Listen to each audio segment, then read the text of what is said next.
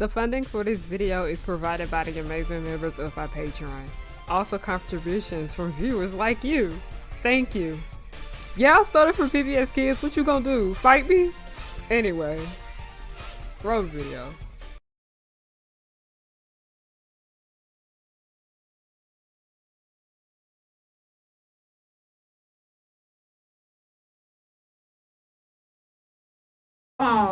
Oh, in the back, I'm pretty sure. You have one? What do you think of the panda?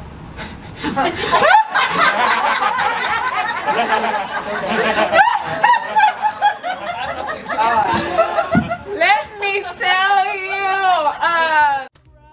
Come on, boys, get loud. When the music starts bumping, the whole place will be jumping.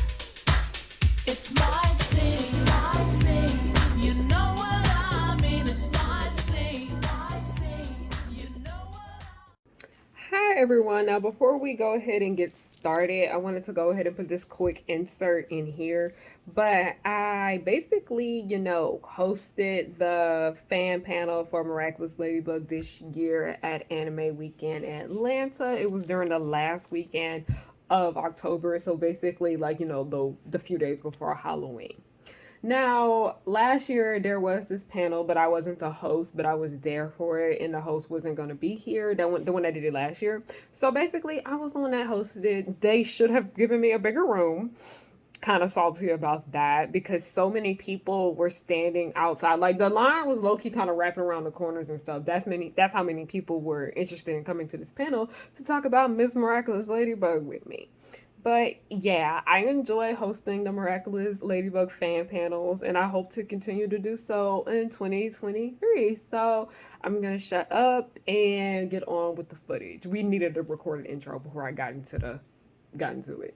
For the most part, nothing needs to be cut out because we had a good crowd here. But yeah, let's get on with it. Video's recording, and like I said, it's gonna just be recording on me this entire time because I want to respect everyone's privacy. But hi, my name is Harriana Hook. Should I do my little intro? Yes.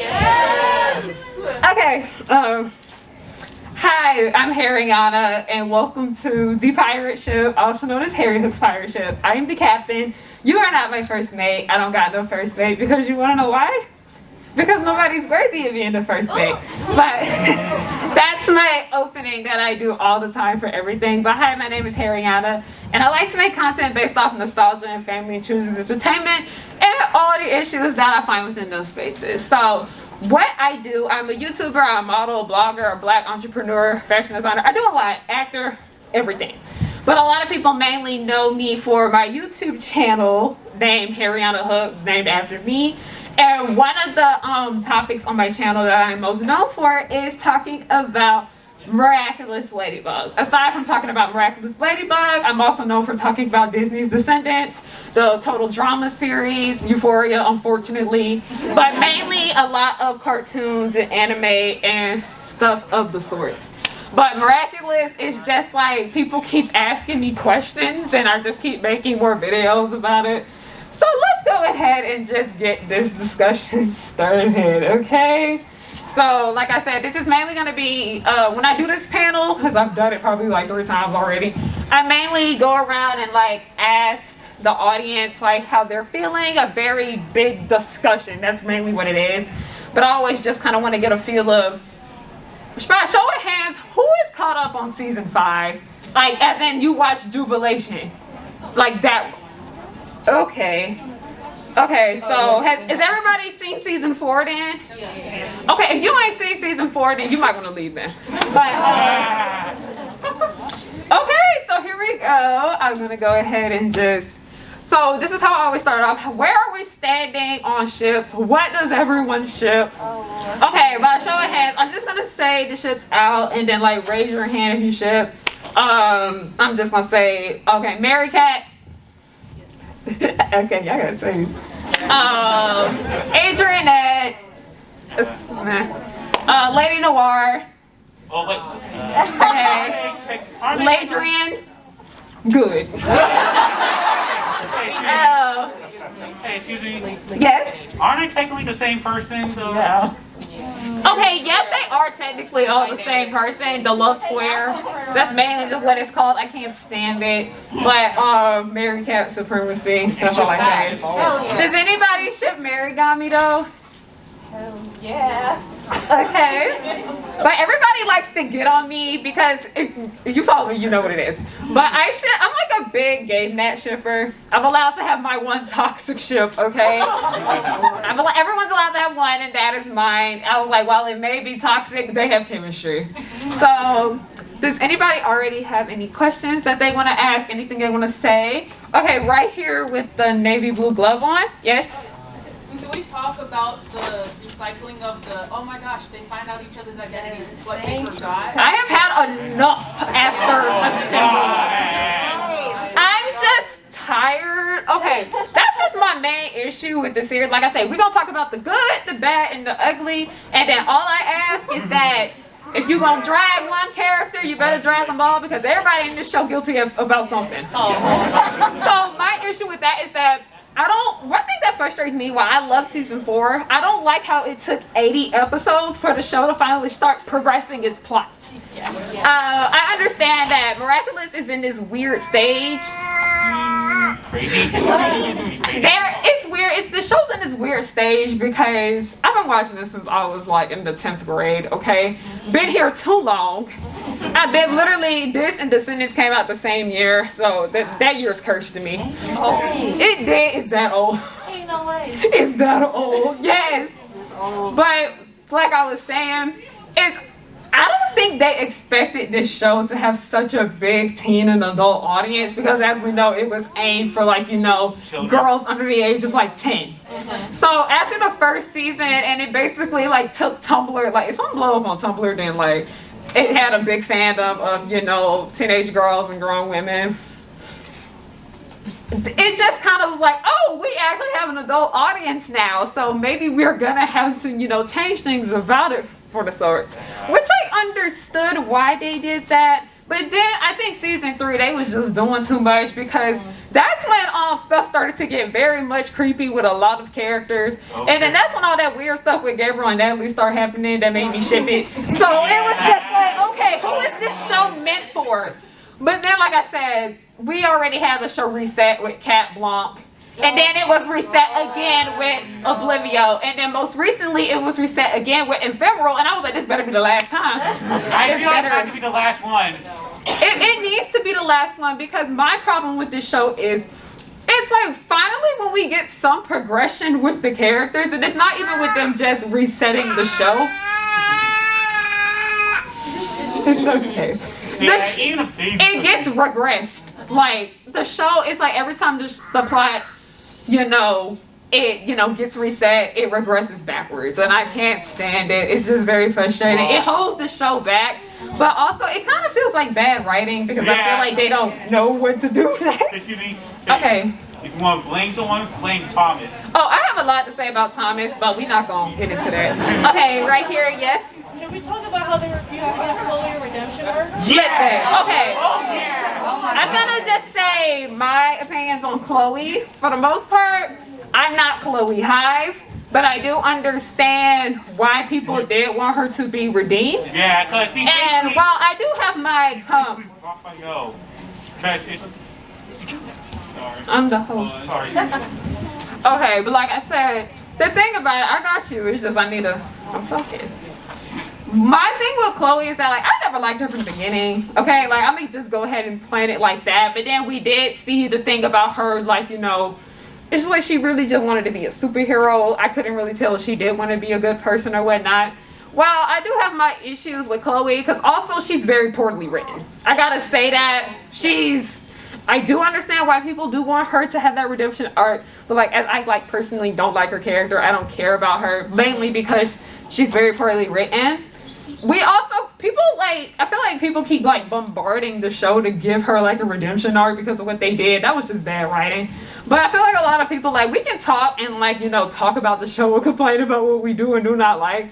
But I feel like there's a fine line of hey, let's not go off on the crew members and the writers of this show for not doing that. That's where I just kind of get frustrated with the entire situation when it comes to people having a discussion about Chloe's redemption because I'm just like, I get it, but like, this is not our show. We can't harass the writers to do that. No, we can't. Yes, right there. I'm just gonna put the miraculous box changing in my pocket because this is a far more interesting question for me. Love, let's justify Chloe even getting her arc as redemption. Every show needs a villain. Everybody needs to be held against. Exactly. Let's talk. Why does Chloe need to be a good guy? Yeah. She's such a good villain.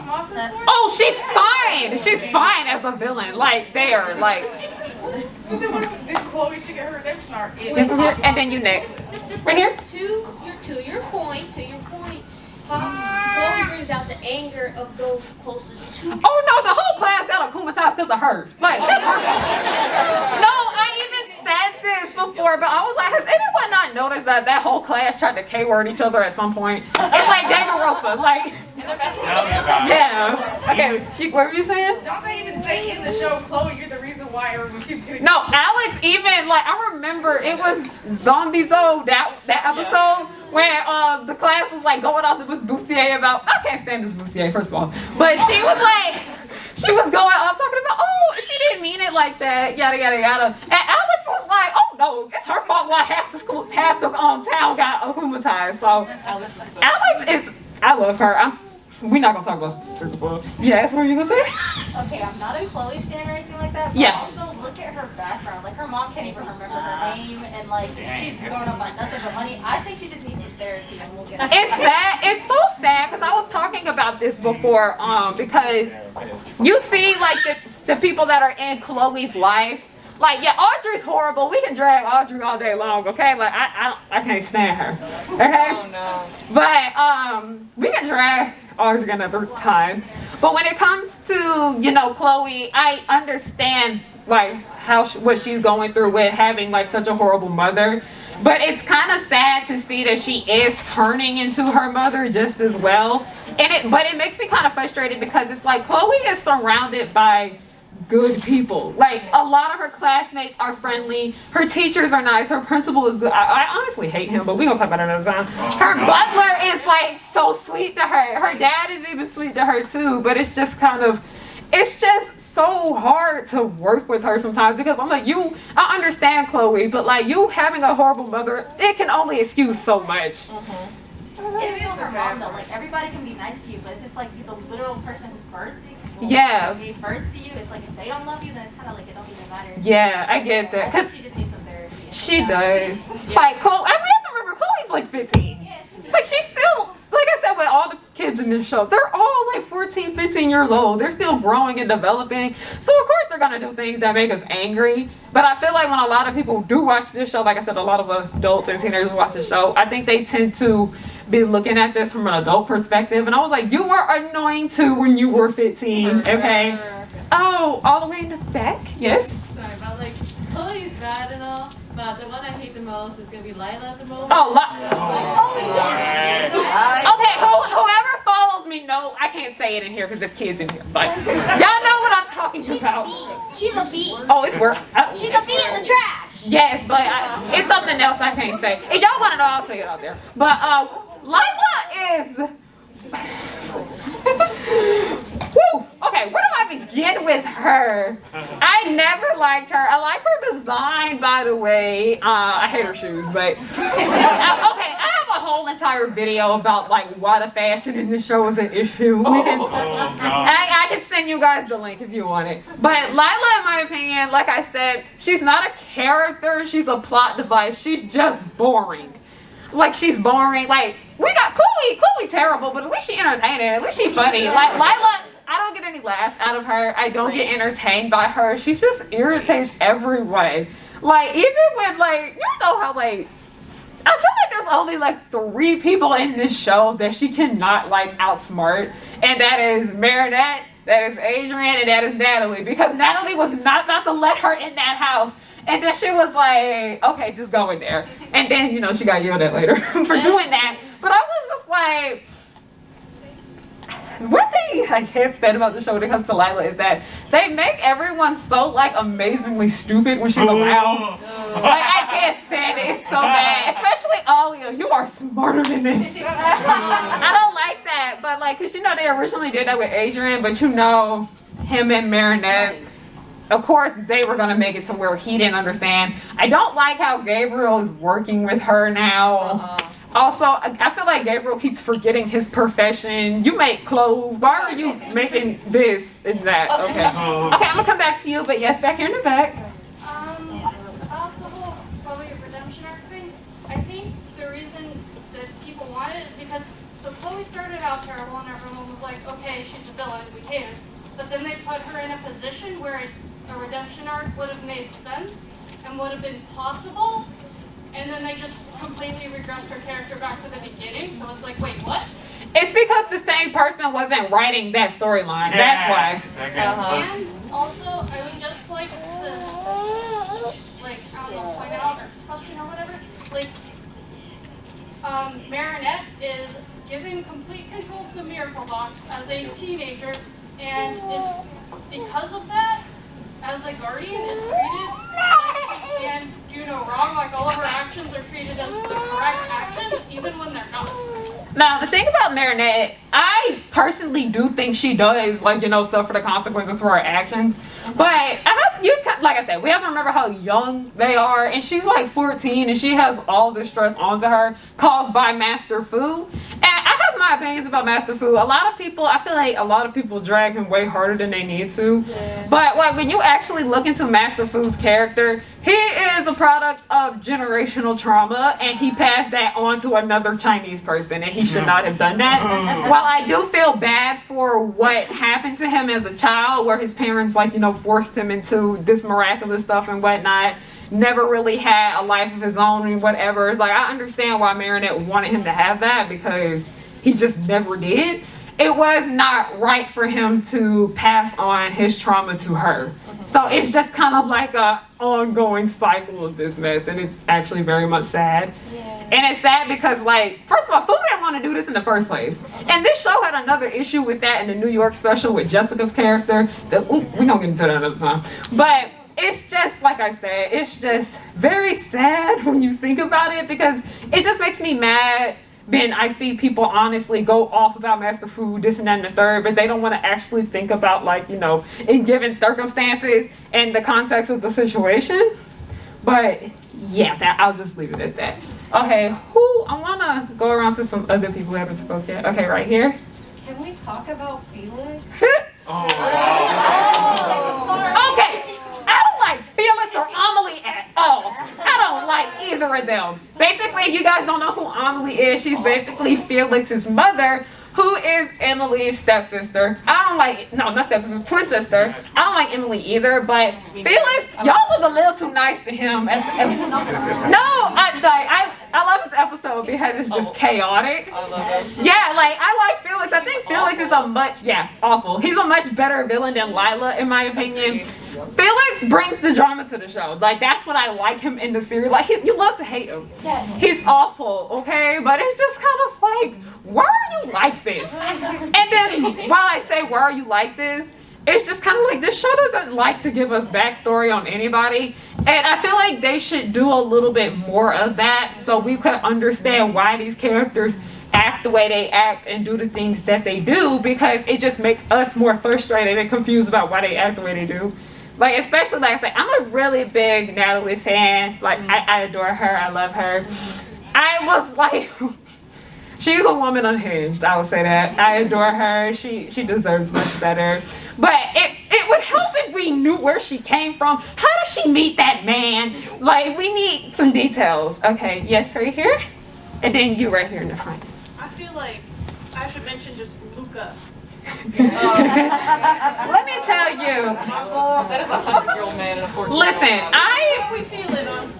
okay, mainly when it comes to Luca, I feel like everyone's like, everyone's like really invested with Luca and Marinette and Adrian and Kagami. I'm more invested in Luca with what's going on with his sister and his daddy and his mom, because it turns out this show added in a baby daddy storyline in the 4th season, and I was like, what? And the thing about it is that, like, if you actually go back and see, like, you know, Luca's dad is, you know, this man right here, Jackie Stone. That's his dad. That's literally his dad. But it's just kind of like, it was kind of frustrating because, you know, in season 1, Luca didn't exist. And we didn't know Julica had a brother until like season 4. Julica does season 3 too. I'm getting confused. It's been a long day. So like I said, we know that, you know, Julica was always there. They just made Luca her brother like at the last minute. Then they had to put his age down because they wanted to put him with Marinette. Luca, in my opinion, I think he's pretty cool. He can be a little boring, a little bland, but like, you know, he's basically just there for Marinette's support. But in the 4th season, we see that they wanted to do more with his character. And, you know, we already saw how his mother, Anarcha, and Jagged Stone, we already saw that they had beef with each other. We already saw that. But how it was handled was not good. Like, I don't like how Luca basically found out who his real father was when he got akumatized. It just could have been done better because people were like, wait a minute, couldn't he just forget what happened? I was like, baby, Julica was there, his mama was there, everybody was there, they would have told him, okay? Yes. But also with him and knowing about Marinette. Yeah. All this, like, Luca's going through it, okay? He already got to deal with the stuff with his deadbeat daddy. And then he already got to deal with like the stuff of knowing who Marinette actually is. and Cat Noir. Yeah, he knows who both of them are. I think that's, y'all ain't seen season 5, we can't talk about that. But I'm gonna just end it right there. Yes, hello in the back, please. Between Luca and Felix, all of the miraculous holders are known. Just between those 2 people. Are there what? Between Luca and Felix, they know who all the miraculous holders are just between those 2 people. Yeah, that you don't realize how messed up certain things are with this series. Okay, right here, yes. I wanted to ask, and this is a question for you and for everyone. Okay. Do you guys think that Emily is actually evil? Yes. Yeah. Yeah. No, hold on. Yes, okay. Let me tell you,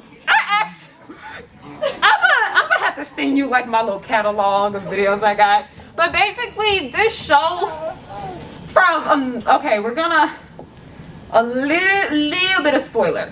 But it looks like the show is like trying to omit all the weird things about her within the series that me and all my friends caught up together. Especially how she, you know, she's just as fault as Gabriel is with making their son be famous and all of that and not letting him go to school and everything like that. Y'all being a little too nice to Emily for my liking. But in my opinion, like I said, there's already so much stuff about her that don't add up. And it makes it weird because they be like, oh, Emily's a famous actor. If she's a famous actor, why is she only in one movie that you can't watch nowhere? Burn. So I understand, like my friend Gigi, she runs the channel called The Cartoon Hotspot on YouTube. She, like, I was already thinking it, but like she said it first. It makes sense why so many people think that Emily is not good because so much about her doesn't add up. But if the show be like, oh, she's actually good, yada yada, you can't do that. You cannot do that. You cannot omit a whole bunch of the stuff that you wrote in the past that you implied about this character and just change it. So like I said, even if the show does try to be like, oh, Emily's not evil, it's just Gabriel that's the issue, I'm not buying it. Because y'all have put out numerous times within the series that there's a lot of things off about that woman. Alright, yeah, right here. On that, I actually, like, when do we actually find out when Gabriel and Natalie were actually like using the other miraculous? What miraculous is that? Okay, wait, which part are you talking about? Yeah, the peacock. Okay, do so. And how it's broken, right? Yeah, let me tell you. Basically, like, you know, the miraculous, you know, when it get fixed, that was supposed to heal the holder. Why is Natalie still sick and bad on season 4? That's what I was saying. Like, so does that mean that Emily was using it for bad? They only break when it's bad, and that's why she's in a coma because it's making Natalie sick. I'm telling you, like, you can't. Like I said, I was going off about this to my friends, and I was like, you can't do that. Like with writing, like I said, this is their show; they can do what they want with it. But like, this is stuff I will get an F for on my paper in college. Like, you can't. It's just frustrating what the show chooses to do with its creative decisions. But like I said, there's a lot about her that doesn't make sense. Okay, right here. I have a question about how they have Marinette interacting with Adrian. Because it's like at the beginning, she was just, oh, Adrian is this perfect entity. And then you see her kind of get closer to him as friends. And you see them, she gets comfortable with him. But then in the very next episode, she's like, oh, I can't talk to Adrian. Yeah. That's the thing I was talking about, the writing. It keeps regressing the characters, and it feels like nothing's happening, everything's moving so slow. They're not learning. And then also, like I said, I am very big on diversity behind the scenes as well as what we see on camera. So many reasons why we get so irritated with why the female characters in Miraculous act the way they do is because it's just men writing them. Like they really, if they wanted to make an entire show about girls and women and whatnot, because they play a big factor into the show, like there are men in the series, they should have taken into consideration that they should, you know, have women in the writing room, and they didn't put women in the writing room until season 4. So I was like, okay, progress, but they should have been there from the beginning. So but yeah, that's just kind of like, because I'm not the kind of person where I just like I said, I love this show. I, been watching it since I was in high school. I don't want to come in and like keep hating a lot of things about it, but when I realized so many of the issues with the series just came down to who was in charge of a lot of the creative decisions, I was able to calm down a bit. So who, right here? Can we talk about how overpowered the Rooster Miraculous is and how Hawkmoth's gonna drop the ball with it in season 5? Okay, was it Mark that had, no, was it Nathaniel that had it? Let me tell you. Okay, you know how he was evil illustrator in season 1? Why was he more powerful as evil illustrator than he was when he actually had a Miraculous? That made me a little mad. I feel like they just making up stuff as they go, because we didn't find out what the Rooster Miraculous did until his episode for the most part. And then it's like debatably the most powerful Miraculous of all. And then we don't see it. And then we don't see it. Like, this show, okay.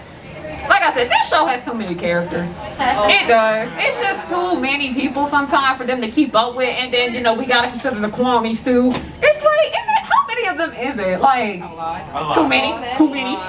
It's too many people in this show. Because like, one time I actually compared this show to like, how was Scooby-Doo, any version, take it.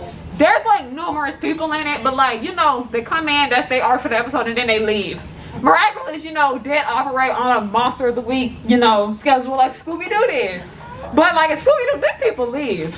They stay in Miraculous. So it's just like we have an abundance of new characters. Okay, yes, back here. Can we just point out that part of that is the fact that Gabriel were literally right next to the sun? Yeah, okay. I don't understand how Gabriel is so, hi, hello, welcome in. Gabriel is so, I want to protect my son, this and that and the third. Why do you keep akumatizing the people that are closest to him? I'm telling you, Gabriel Grace is not smart. Hey, that whole family.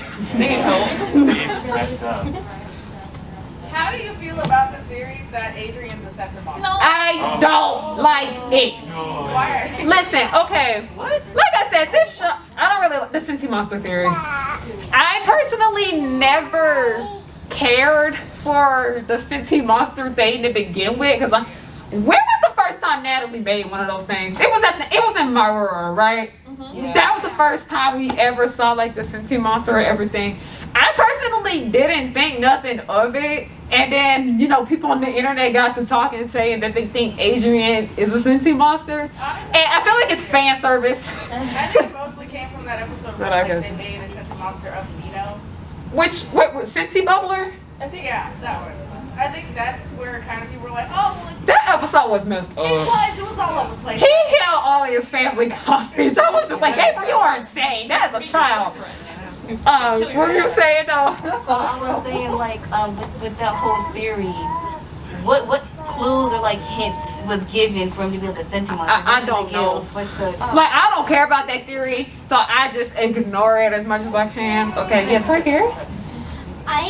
Speaking of what he said about the Phoenix Miraculous, what do you think about him actually being able to save Natalie with the Phoenix Miraculous? Rooster Miraculous. Rooster, that's why. Phoenix. Okay, I'm Gabe Nat. Everyone knows.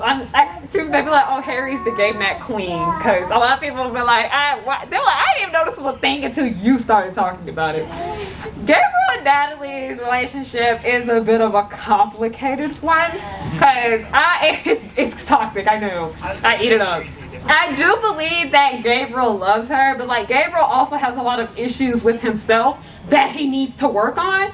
Because like I feel like part of the reason why he acts the way he does with her, like all, you know, touchy and lovey with her, because you know he does miss his wife.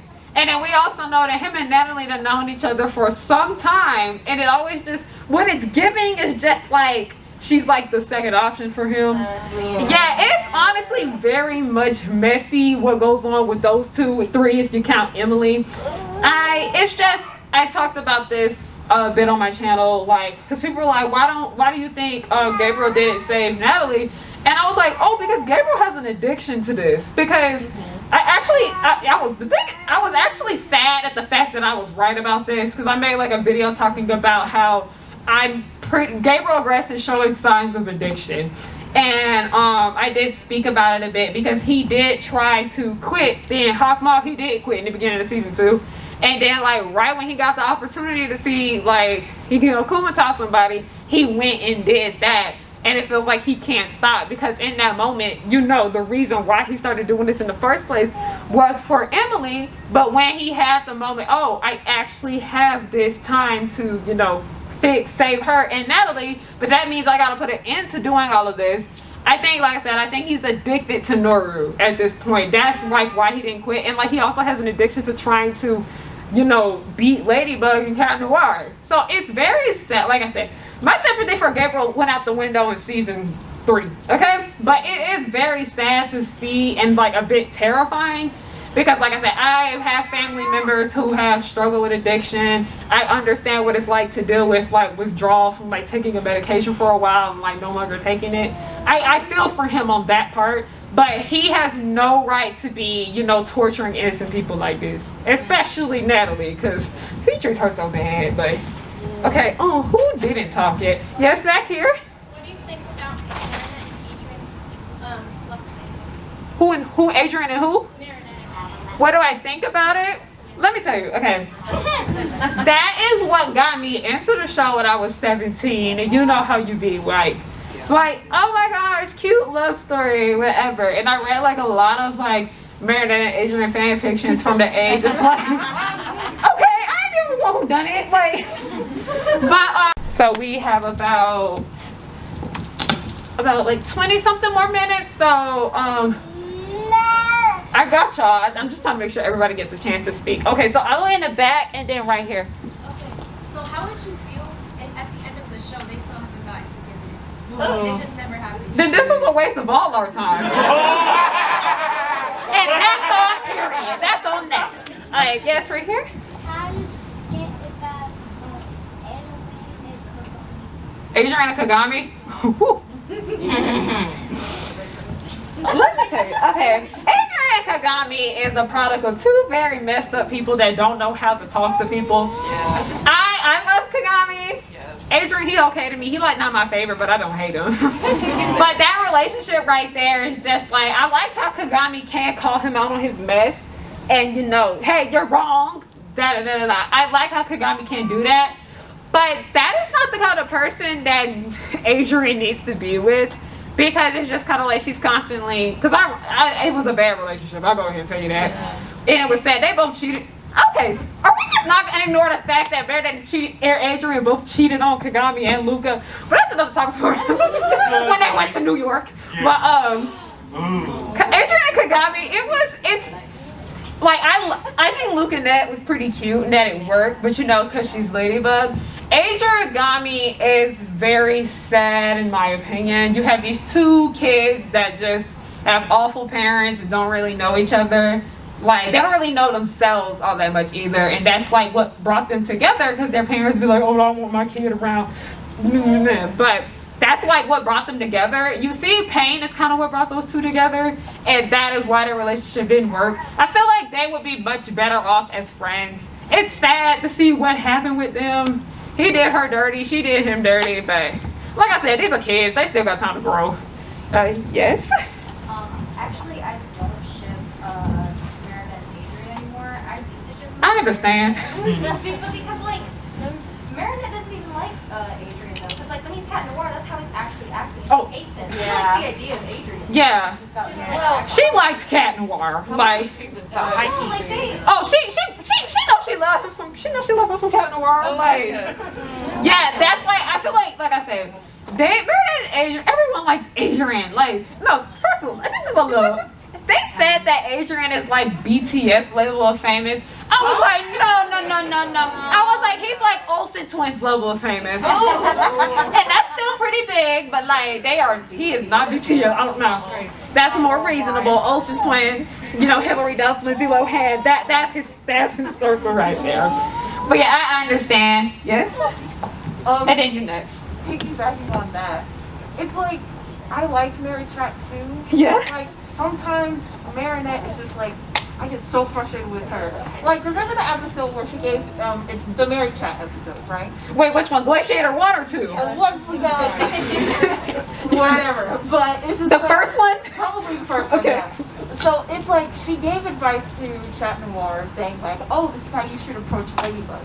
And when he actually does that, she was like, what are you doing? And I'm like, you said advice, what are you talking about? Why are you so stupid? Like I said, it's annoying because I feel like this show forgets that those two are the same people. It's annoying, but like I said, I'm gonna be real. When I was 14, I used to do stupid stuff like that with boys in my class. Like, I get it, I understand, but like I said, we're still learning and trying to grow and everything like that. But I honestly felt like that was done for like comedic effect, low-key. Because you know how this show sense of humor be a little weird sometimes. Like, okay, yes?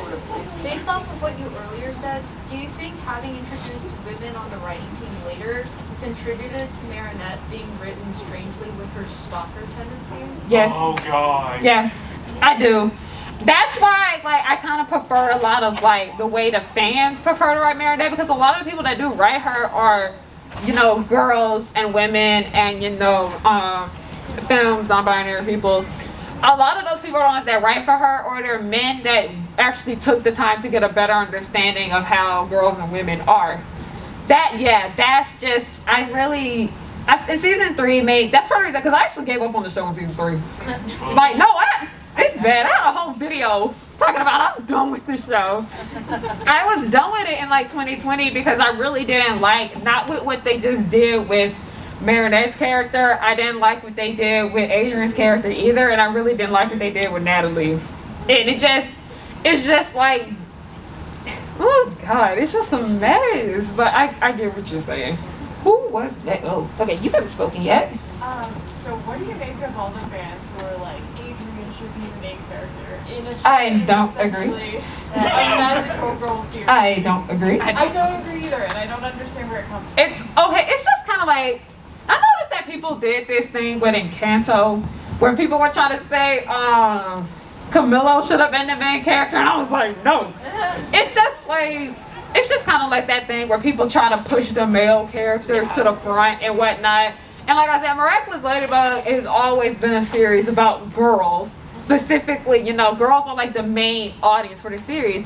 You're gonna have a magical girl series, of course the main character is going to be a girl. It would have been called Magical Boy if it was about Adrian. But yeah, I do understand, like, people do want to, like I said, this show don't tell us nothing about nobody. I do understand why people do want to see more, you know, of Adrian as like a character and whatnot. But that thing about, oh, I think Adrian should be the main character. No, like I said, a lot of people don't seem to realize that this is not their show. Like, you can't tell as much as they irritate us, like, you can't sit here and just tell the writers who should have been the main character in their own series, where the show was always meant to revolve around Marinette. Yes? Okay, so in your mind, what's like the ideal scenario for the mask? Oh, can you speak up a little bit? I can't hear. In your head, like, what's the ideal scenario, like, for when they reveal themselves like this? Since I kept thinking of something. Let me tell you, I feel like I'm just, like I said, my care has gone out the window. It has gone off my pirate ship for them. Like, it's just, I don't even know how to think of a reveal anymore because I'm just so bored and sick of it.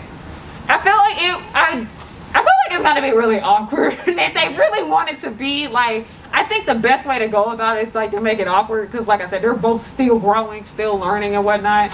But if they do want to go the cute, sweet little route, it's cool too. Okay, who didn't speak? Okay, You didn't speak. You and then back there. So is it just me or like Andre's ice cream kind of creepy? Oh, Andre. Listen, okay, a lot of people like a lot of people be following me because they be like, I like your takes on like the side characters, and they were like, how do you feel about Andre? And I was like, he's annoying. He's just I just kind of like don't mind him a little bit, but he needs to stop. Like he has a parasocial relationship with Ladybug and Cat Noir. He needs to tone that down a bit. That's my opinion on him. Okay, yes. So, how do you think that there's any evidence to say who the next Hawkmoth is going to be? Like for example, like the episode of when Winx first appeared, they actually explained that the akumatized person was akumatized by a future Hawkmoth that's not Gabriel Grass. Okay, by the way the show is setting it up, it's either looking like that next Hawkmoth, maybe these three people, and that is Chloe, Lila, or Felix. And like I said, like those are the billings for the series. I'm just kind of annoyed with this next Hawkmoth thing because I'm like, this still going? Y'all ain't get this settled yet? Okay, yes. I'm trying to lighten them rounds to make sure everybody gets to speak, but yeah. Do you have a favorite season finale? Season finale? Myra. I'm biased, so yeah. I'm biased to her. Yes, all the way in the back. Oh, okay. So the next Hawkmoth, it should be like, you know how in that one episode it was like that guy, he came from the future, and then he was like that rapper guy, and then he was like. Oh, that was Nino's little brother, Chris. So, yeah. And then didn't he say that Adrian DeGrasse wasn't gonna, like Adrian's, I forgot his name was, Gabriel wasn't gonna be his. Yeah, that episode revealed. Yeah, is it Time Breaker or Time Tagger? Breaker. I thought Breaker was Alex. Yeah, Breaker. Alex was in both of them, but like, basically, that episode confirmed that like later on down the line, Gabriel's not gonna be Hawkmoth anymore, which is yay. He probably went to therapy, but I hope he gets the help he needs. Who? Okay, anybody? Who's next? Okay, boom, boom. Kind of going back to Adrian. And then I got you back there, okay? Okay. Kind of going back to Adrian and the fandom. Can we talk about how, like, a lot of the times the fandom doesn't really hold they don't accountable? That's why I got dragged. I got dragged so bad because I actually was like the first person.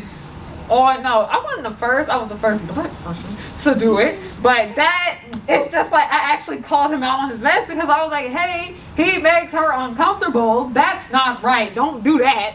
And then I was just talking about it did play into how like a lot of people tend to excuse like, white men for their actions and things like that. Because a lot of stuff plays into that when it comes to how people treat characters in fandom. A lot of racial biases, gender biases, and things like that. A lot of people don't hold Adrian accountable for what he does.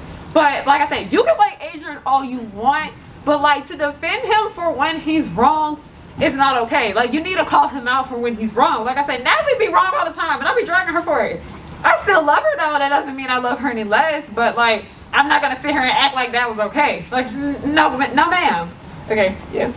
I'm curious on the hierarchy of the Clamies. Like, in their little realm, why is Sass in charge? Let me tell you, I'm so tired of the Clamies. Because I don't think the show even knows what they want to do with them. It's just like, when was it established that Sass was in charge? But it seems like Tiki is the head being charged. Like, isn't Tiki like, the one that pulls it all together? But then, Sass is in charge now. No, you can't do that. Like, okay, who? In the back, I'm pretty sure. You have one? What do you think of the fandom?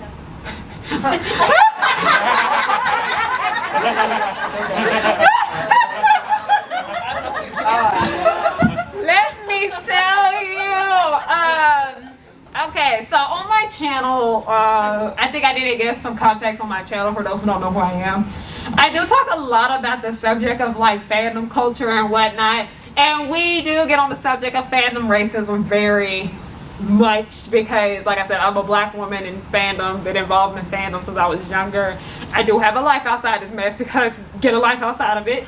The Miraculous fandom, in my opinion, I remember like in the first season, it was pretty chill, pretty cute. But then as time has passed and people, like I said, people be going, they be acting a mess over followers and stuff like that.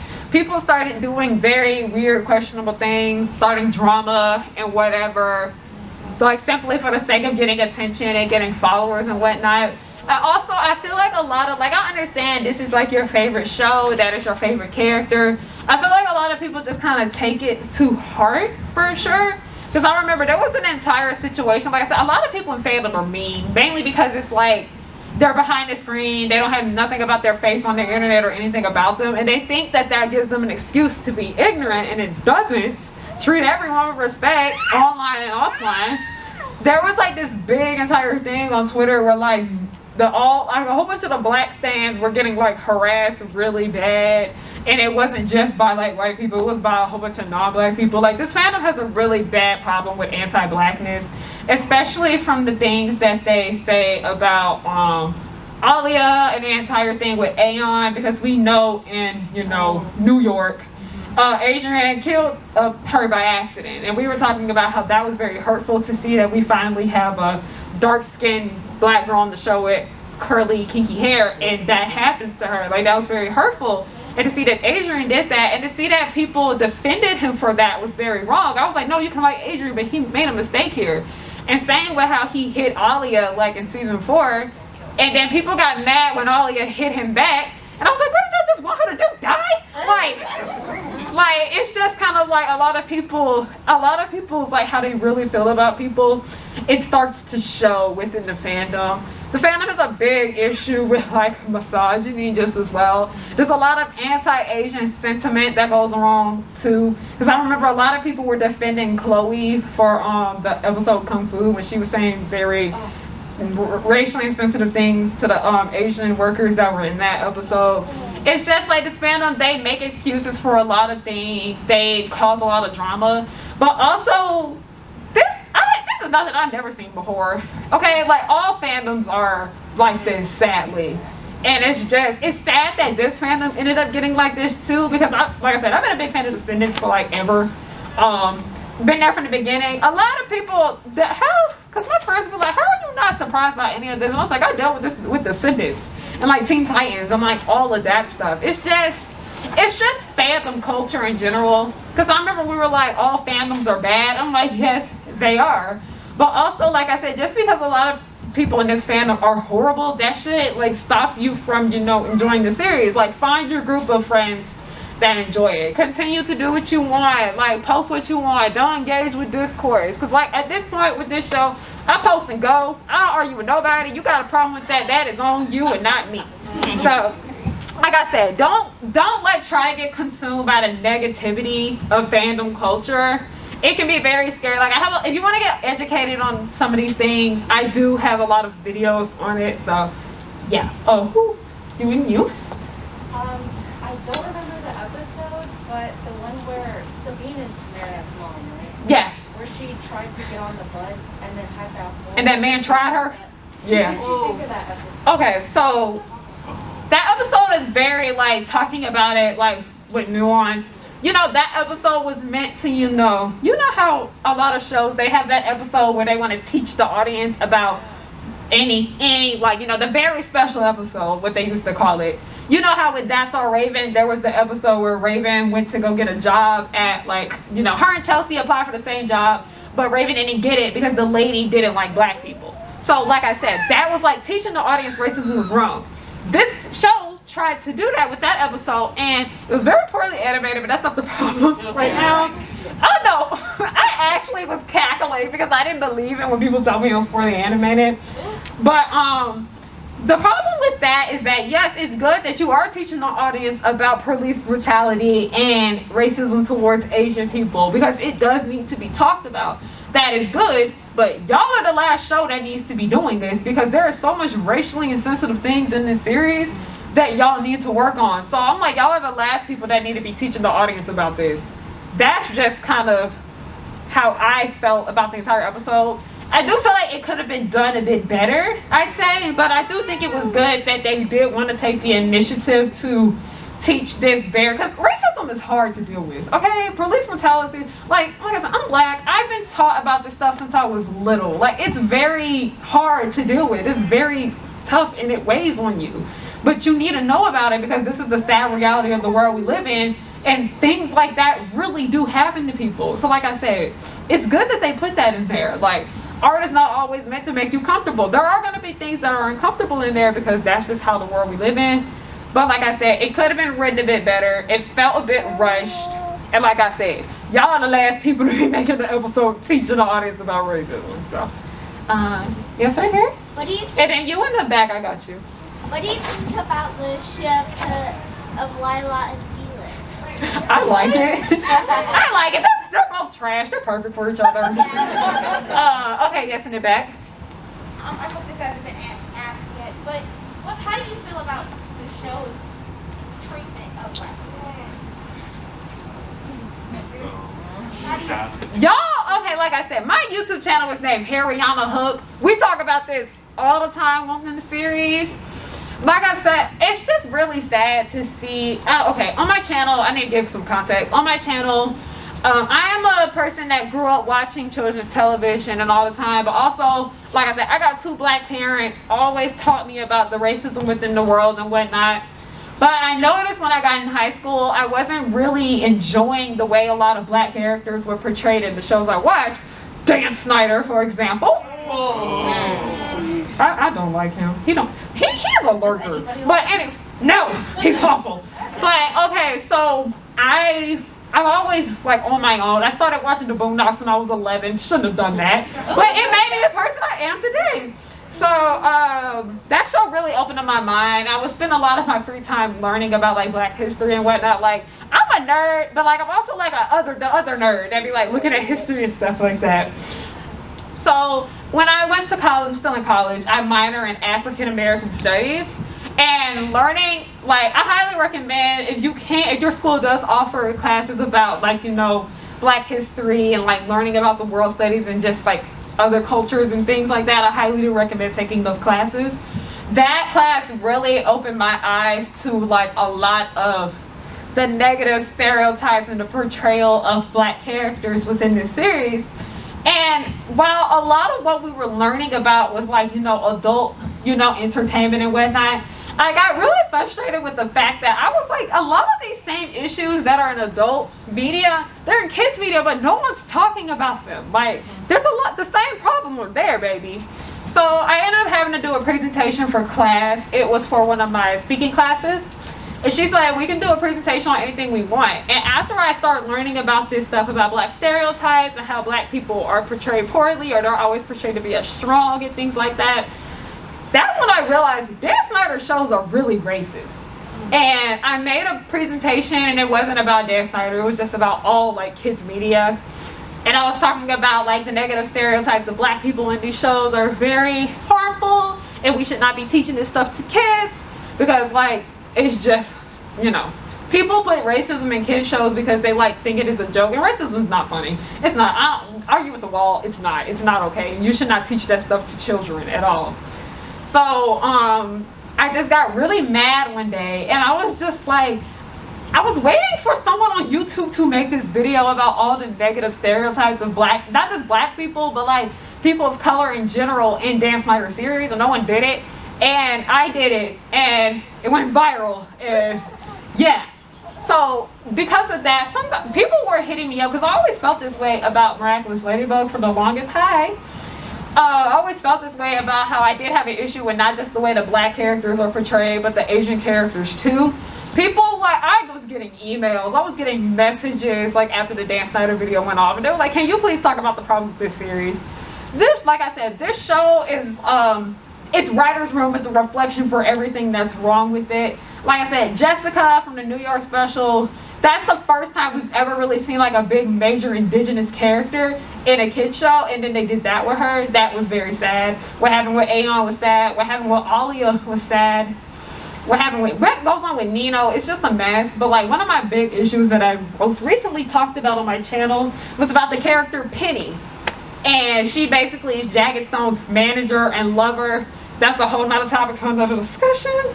But basically, Penny, her entire arc is just like the strong black woman trope that is just very harmful for us because it affects us in real life and it affects the way people sees us.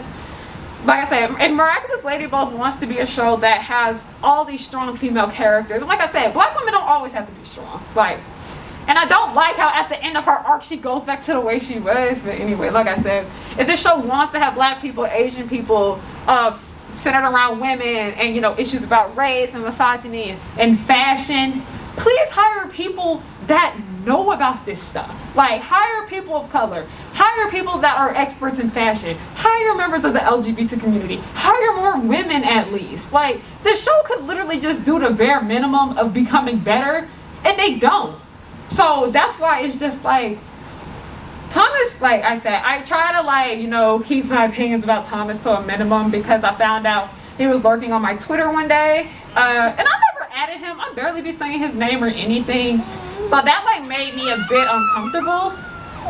It made me a bit uncomfortable to see that, but it's just kind of like, this literally, we're not even asking for much. That's literally bare minimum. Please just incorporate the diversity behind the scenes as it is on camera. All right, like, it's not that hard. And these writers are out here. It's not hard to look for them. Yes.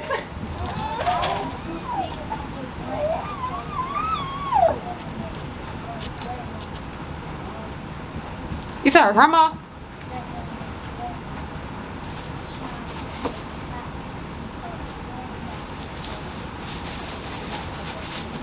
That episode was just like filler, in my opinion. It was fun. Like, it was cute. It's nice that we got to see more of Marinette's family. Because like I said, this show is about Marinette, and we should learn more about her. But like I said, it's just kind of irritating when we do kind of get to learn a little bit more about her family and we don't see them that much. Because her grandma was a fun character, I'm not going to lie. But like, can we see more of her? Like more, I want to see more of Marinette's, you know, heritage and her family. And same with like the other kids just as well. Because Alia and her family from the Caribbeans. We don't see nothing about that. But okay, we're going to do a little lightning round real quick because we got like 3 minutes. So ping, ping, ping, ping, ping, go. How would you write the Miraculous? Rewrite it, change it all. We need, like I said, more women involved, more, you know, people that actually know how fashion works, more people of color. We just need more diversity behind the scenes to fix this series. Like I said, Marinette and Adrian's dynamic would have been written, well, Marinette in general would be much better written if she was always written by a woman. The stuff with Gabriel and Natalie would not be so irritating for the most part. Alia and Nino's characters would be much better. Chloe would probably be better. It's just, the show just needs to, like, just redo it all over. But like, that's just kind of what I say about, because like, I have so many ways I would redo the show, but like, it's just like the Kwame stuff, the Ladybug stuff is just so messy with it. I just like take the characters and put them into another universe. Okay, yes? What do you think about Chloe having a sudden half-sister? Okay, I am Zoe Hive. I love Zoe, but it was very poorly written. She deserved better. Her arc was just, you know, rushed badly.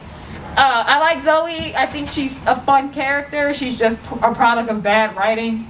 Yeah. Okay, who? Yes? Do you ever think there'll be a reboot? A reboot? Oh, this is never gonna end. Y'all see how many of y'all in here? They just released a video game. It's never gonna end because they realize how, like, you know, how much money it makes them. Like I said, the purpose of entertainment is one, to make money, and then two, to entertain. Jeremy sees how much money this production makes him. He's gonna keep milking it. Okay, yes? What do you expect from the movie? I don't care. Listen, once I found out it's not canon, listen, I've heard, you know what I'm about to say. It got leaked and I heard it wasn't good, so. Yeah. What? Yeah, the whole season got leaked. And the movie. Yeah. How is this, is there not any security? Y'all have too much money for this to be happening. Yes. Okay, who is next? We good? Okay, right here. It looks like it's 6. Okay, but thank you guys so much. We can talk outside. Like, you guys want to like get my socials and all of that. Thank you guys so much for coming. You can follow me at everything at Harriana, Harri, right, and an A. Thank you. Thank you. And as you guys see, I only had like an hour to, you know, do the panel. I could have requested more time, but they'd be less likely to give you shit if you ask for like over an hour. So that's why I was like, just an hour would be good. But we talked about quite a few things, and then I thought the way it ended were me talking about, you know, the black representation within the show and how it's not good. I thought that was just a good way to close out on it, as I am a black woman and I am a fan of the series, unfortunately, and there's just so many fucking issues with it. But thank you guys so much for watching. If you guys want to know ways you can support me, all the links to all that stuff will be down below. My Patreon, my Buy Me a Coffee, my Ko-fi. Follow my Instagrams, because I have 3. I have the links to them in the description box. Like, literally everything's in the description box, y'all, alright? Black Friday is coming up from my store at harrianahook.com. Can't wait to see you guys over there. I think that's pretty much it. I have some fun stuff coming up. My web series, The Progenies, please go check it out. I have another web series that's in development, so about that. But thank you guys so much for watching, and have a good night. 'Cause I work hard to get to this point in my life. I'm blowing up, so don't hate, just congratulate. The Powerpuff Girls will just blow your mind. Buttercup like villains 3 at a time. Bubbles will smile while kicking your butt, and Blossom will lead them out of their rut. Cherish and Powerpuff, 2 of a kind. Both wanna save the world before bad times. From Townsville, Memphis, New York to LA, the Powerpuff Girls are just here to stay. They coming through and fighting, and everyone they're shocking. You know no one can stop them all because of the chemical